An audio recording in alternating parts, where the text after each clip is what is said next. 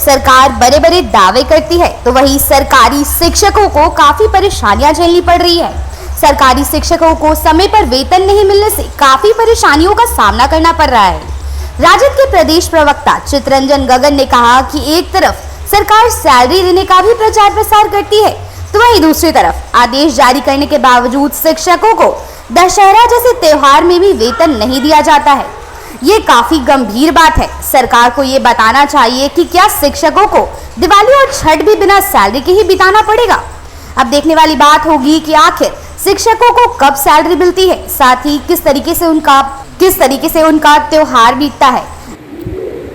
शिक्षक बहाली के संबंध में माननीय शिक्षा मंत्री जी ने जो ट्वीट किया था, जब वे ट्रोल होने लगे तो उसको डिलीट कर दिए।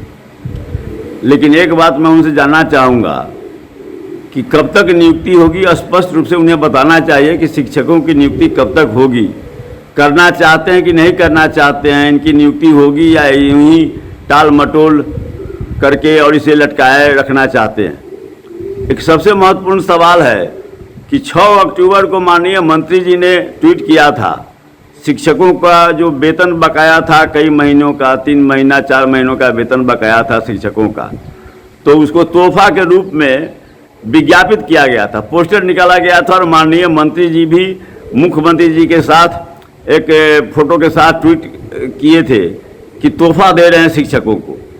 लगा कि चलो भाई दशहरा में शिक्षकों की दशहरा अच्छी ढंग से कट जाएगी, बकाया वेतन में कम से कम 1 महीने का वेतन तो मिला।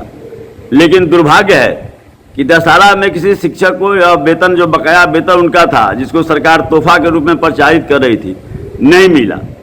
अब माननीय मंत्री जी क्या बताएंगे कि दीपावली में शिक्षकों को वह बकाया वेतन जो है वह मिलेगा कि नहीं मिलेगा, दिवाली वे मनाएंगे कि नहीं मनाएंगे, यह स्पष्ट करना चाहिए माननीय मंत्री जी को।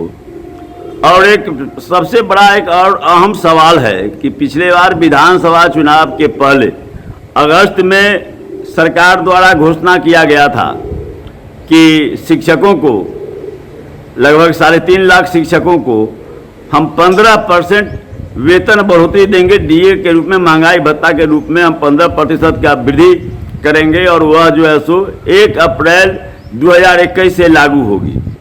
अब यह अक्टूबर समाप्त होने वाला है, लेकिन अब तक जो है वह जो वेतन वृद्धि की घोषणा जो कैबिनेट द्वारा किया गया चुनाव के पूर्व, आम विधानसभा चुनाव के पूर्व जो घोषणा किया गया, अभी तक वह अमल में नहीं आया है। तो क्या यह केवल जुमलेबाजी था या वास्तव में सरकार देना चाहती है शिक्षकों को? स्पष्ट करना चाहिए। क्यों सरकार बर्बाद करने पर तुली हुई है? बिहार में शिक्षा के साथ ऐसा खिलवाड़ क्यों हो रहा है और शिक्षकों के साथ ऐसा खिलवाड़ क्यों हो रहा है? सरकार क्यों कहती कुछ है, सरकार की विश्वसनीयता जो है सो संदेह के घेरे में आ गई है।